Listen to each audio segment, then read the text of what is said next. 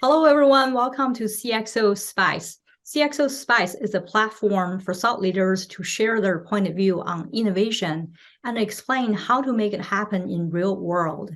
Today's topic is cybersecurity in digital age. Our special guest is Dr. Gelbord, Chief Security Officer at Akamai Technologies. Hi, Dr. Gelbord. Welcome to CXO Spice. Thanks so much for having me, Helen. Tell us how you got into cyber and tech and your role as Chief Security Officer at Akamai.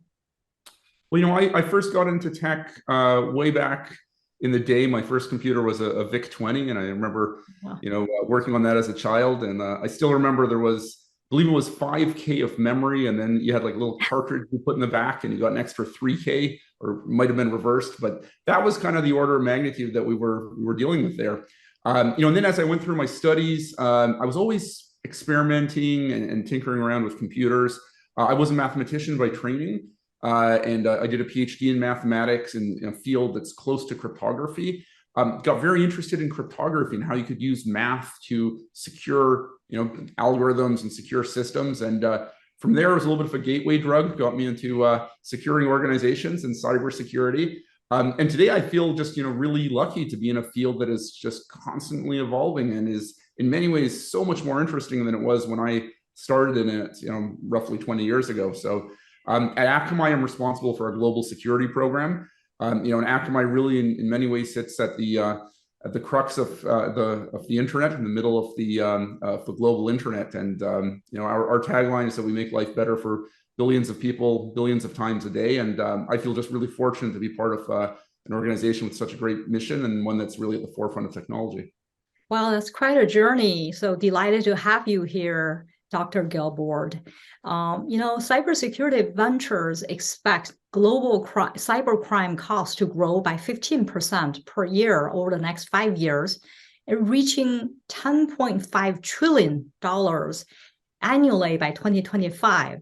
So what are the key drivers making that happen? Adversaries are constantly evolving their attacks, right?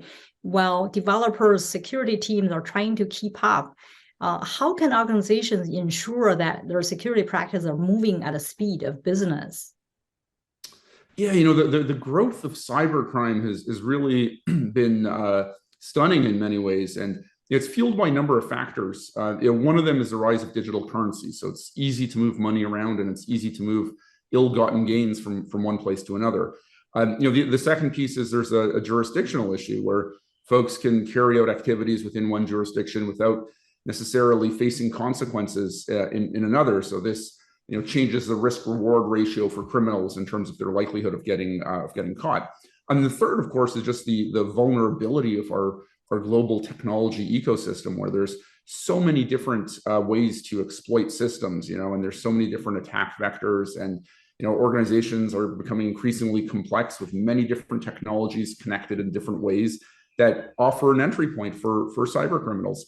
And cyber criminals are incredibly innovative. You'll often see when there's something in the news, within literally seconds, you have phishing attacks and you have different attempts and scams to take advantage of that.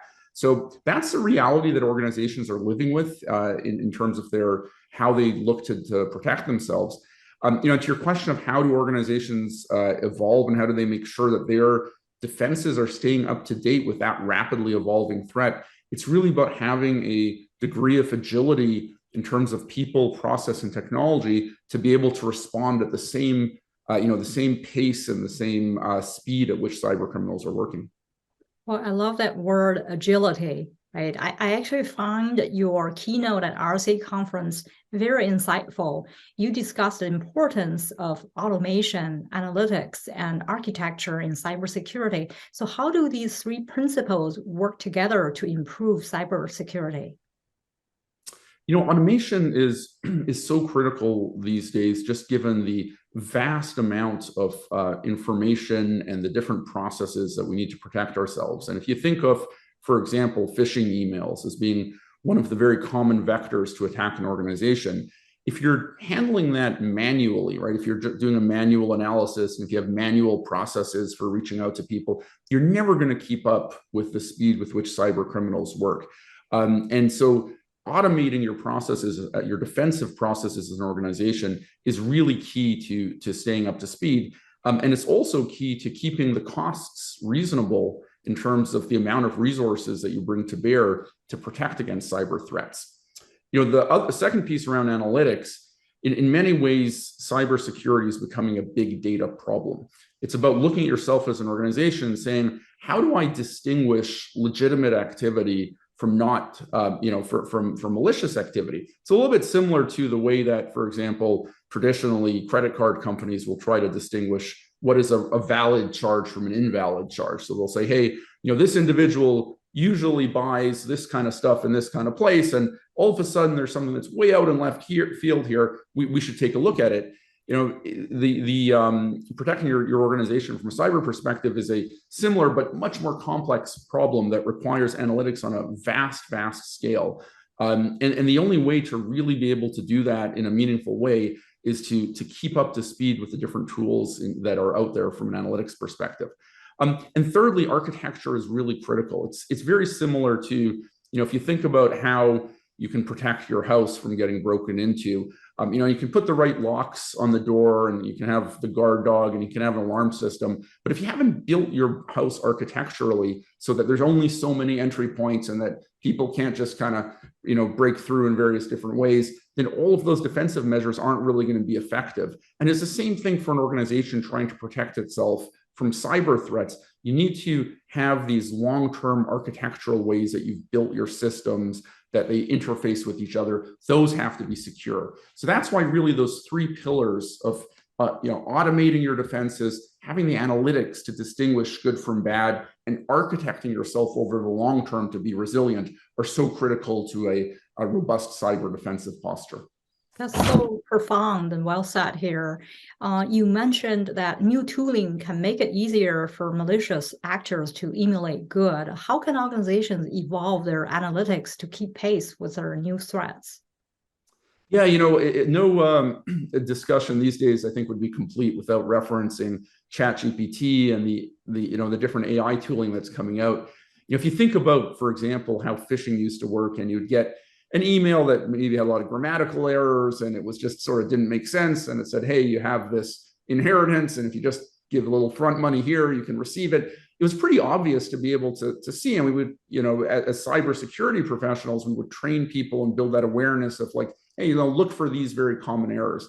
With AI coming in, we're really on the precipice of a just unprecedented wave of very, very legitimate looking but malicious lures and scams. And it's going to be really hard for the average individual to be able to distinguish good from bad in that scenario.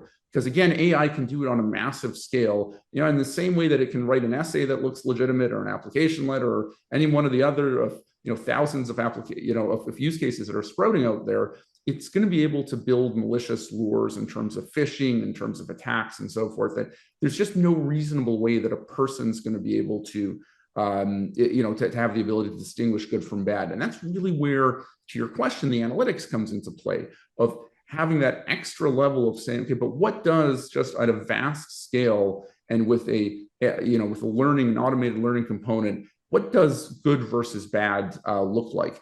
And so that's where it's really key for organizations to have a constant reevaluation and a sort of baseline of what normal activity looks like within their organization. And I would say that there's a technology component there, but there's also just a basic hygiene and plumbing of understanding, who your users are, who your systems are, having the right inventories, having processes that don't have a lot of, exceptions to them. So I think that organizational hygiene, just kind of old-fashioned hygiene and plumbing, is one of the key components. And on top of that, leveraging the modern analytic tools. Mm-hmm.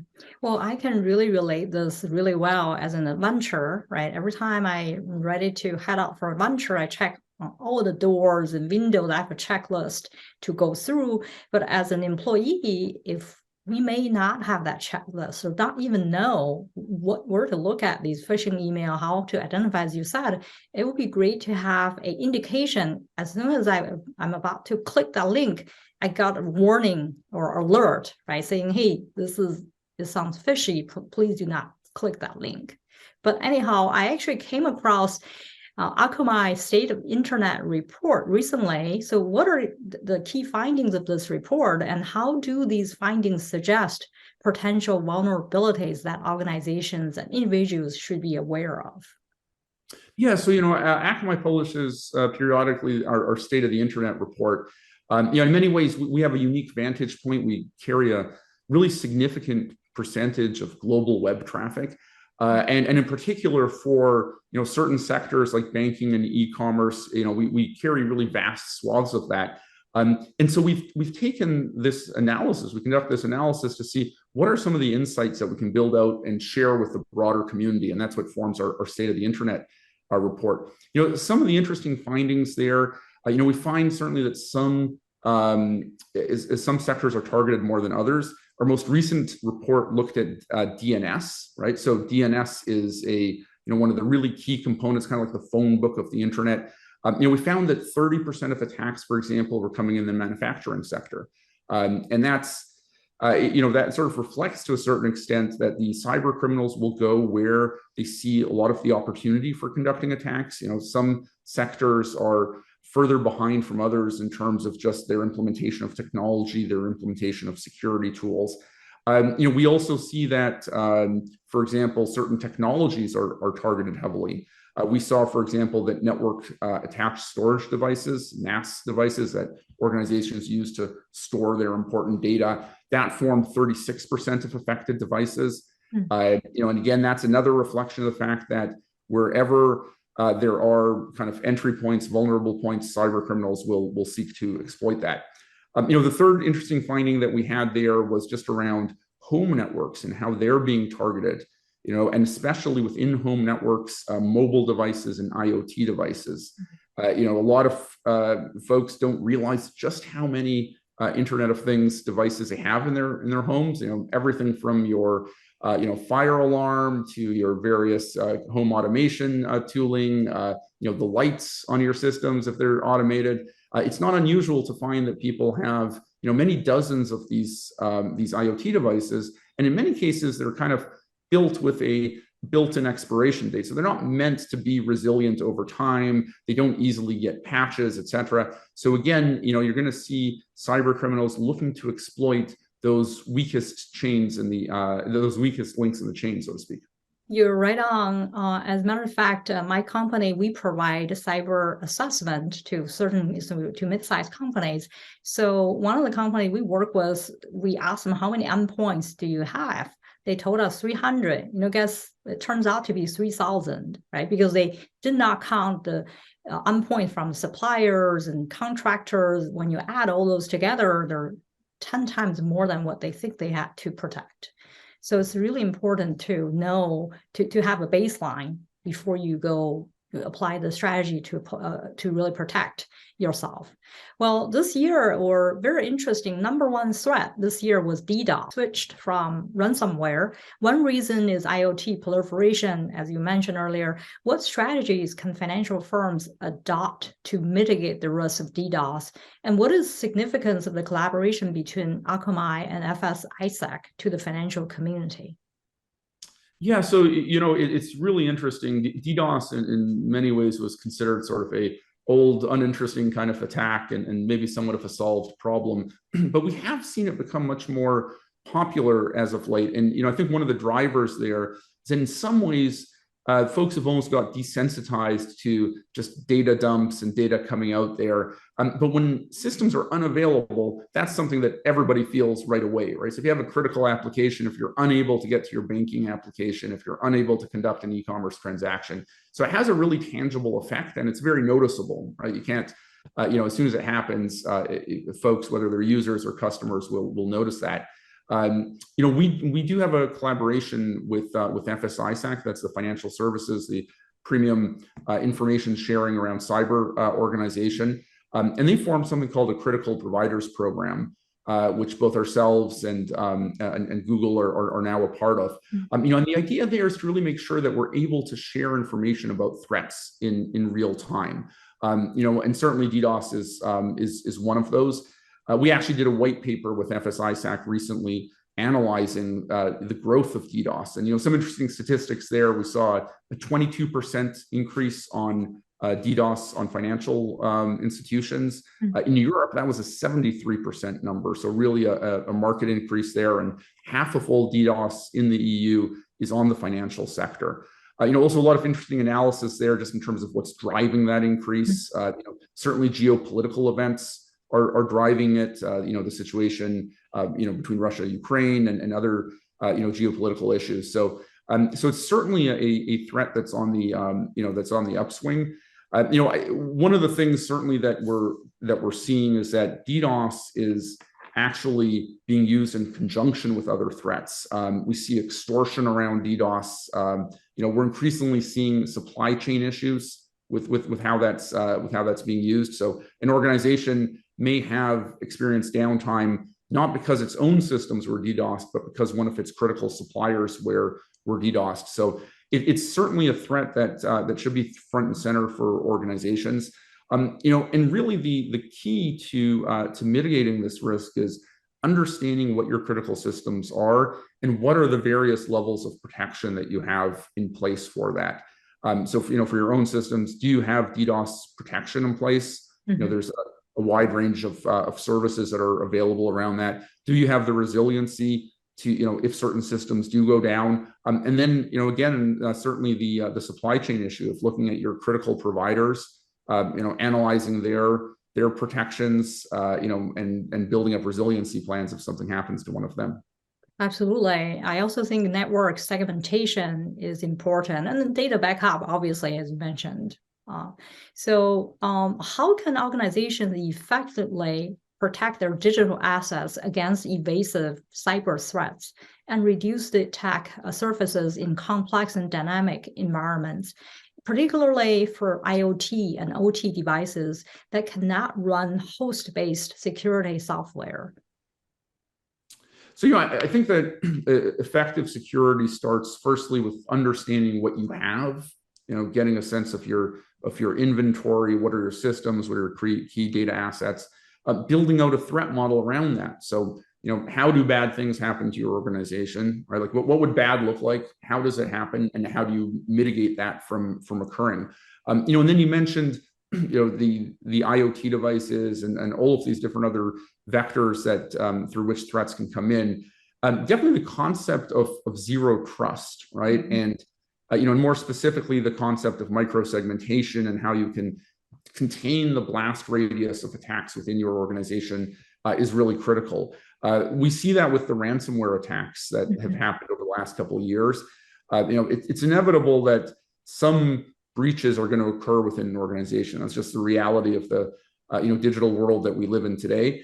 But when you have an understanding of your environment and you've sort of contained things so that one system being breached doesn't just broadly infect the rest of your organization, that's really the difference between just having a small scale, limited impact cyber event to having really a headline grabbing something that kind of takes your organization out of commission for days. And we've really seen it's been some of the headlines around organizations, whether it's hospitals or universities or companies that have really been taken out of commission for days on end because they experienced a ransomware attack that then spread to a large number of systems. That really underscores the importance of having these containment mechanisms so that you're able to ensure that a malicious entity can't just spread through your organization kind of like wildfire. And there's different technologies. I mentioned microsegmentation as one of them, which is really a key part of that approach. But there's also just an organizational element in ensuring that your processes are built in such a way that you're ensuring that that architectural division and that organizational division between different parts of your business. Absolutely. I also think that organizations should minimize the data they collect, right? Only collect the data they really need to collect and understand what is this for, who has access to that. As you said, I like it to start with an assessment, right? To really understand where exactly you're at and where needs to be improved. Well, the next question is the question I actually get to be asked all the time, no matter where I go, right? So what advice would you give to organizations that are just starting to implementing automation, analytics, and architecture in their security practices, especially those mid-sized companies with limited funding? Yeah, I also get asked that question a lot, and it's a great question because we've spent some time now talking about cyber threats and just how these threats are evolving, and it can be daunting for an organization that's may have a relatively small tech team, not to even speak of a security team, and how do they really adequately address and tackle those challenges.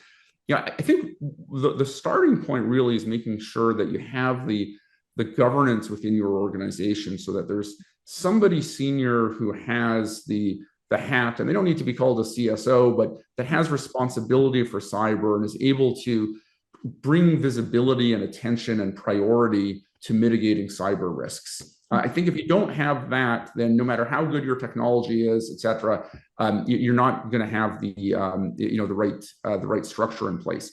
And so that governance is the first piece. I think having a risk register of some sort where you do an analysis and you say, here's our biggest cyber risks, here's what we're doing about them, here's the area that we need to invest in, and bringing in the right people to do that, have that conversation, have that be sort of a living dynamic analysis within your organization is also important.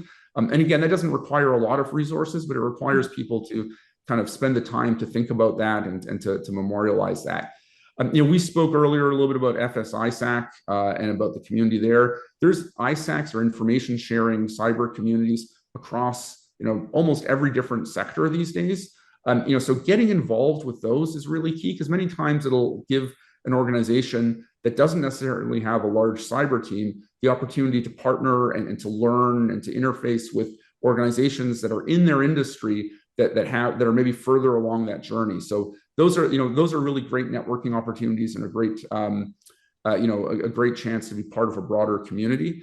And then I guess the last part I would mention there is that the more that an organization can get off of its own infrastructure and move into sort of cloud and SaaS services in a responsible way, I think a lot of times those organizations can take provide cyber capabilities that are hard for a small entity to come up with themselves. So there are there's ways to sort of leverage the security of the cloud and shared infrastructure that can benefit an organization that doesn't necessarily have the ability to build out advanced cyber capabilities itself. That's very practical advice. Thank you. Well, the last question is about the future, right? When we look into the future, how do you see cybersecurity evolving in digital age? What trends do you think will have the biggest impact? We are living in extremely interesting times now as our lives are becoming more and more digital and interconnected. I mean, we spoke about IoT, the advances in robotics, the advances in AI mean that, not in 10 years, but the next 1, 2, 3 years, the degree of digitization of our lives is moving at a pace we couldn't have expected. When I started out in cyber, my first gig was in a telecoms company where the type of threats that we were worried about were things like people making phone calls, international phone calls that they hadn't paid for and subverting that kind of system, or maybe there was like some information that was available online, but it was very limited. But when I compare now to then, there's just no comparison in terms of the type of impact that a cyber crime would have, or massive cyber event would have today. So there's just we're moving ahead at such a pace when you think about whether it's medical devices that are connected online, and these things are going to have a really, really big impact on people's lives. The impact of cyber events is just going to continue to get bigger and bigger. I'm actually bullish in the long term when we look at the ability of the cyber industry to use these new technologies to protect this new digital ecosystem. And of course, there's incredibly great benefits that come with this increased digitization. What I worry most about is sort of the short term and the medium term. And that's where everyone who's in technology, which essentially is everybody today, because every business is a tech company, has a part, a role to play in just securing our common, digital lives together. Well, cybersecurity is everyone's business, right? It's not just the CISOs or chief security officer's role, as you mentioned earlier. Well, thank you for sharing your wisdom with us today, Dr. Gilbert. And here are my 4 takeaways. Number 1, as digital age progresses at a rapid pace, so does potential for cyber threats. Opportunities for adversaries continue to evolve as developers and security teams struggle to keep up. Number 2, the only way to stay secure in digital age is implementing a strategic approach to cybersecurity and building a stronger ecosystem. We can combat the escalating threat of cyber attacks through automation, analytics, and architecture. And no matter how well we're prepared, some failure is inevitable. Resilience, fault tolerance, and inspection method will be key to surviving attacks. The 4th is security risk compounds. It evolves but never goes away. It is essential, as you said, to make sure our collective security isn't eroded. With the right preparation and tools, we can outsmart our opponents and keep our companies and communities more secure in digital age. So thank you everyone for joining us today. Stay hungry, stay bold, and stay grateful.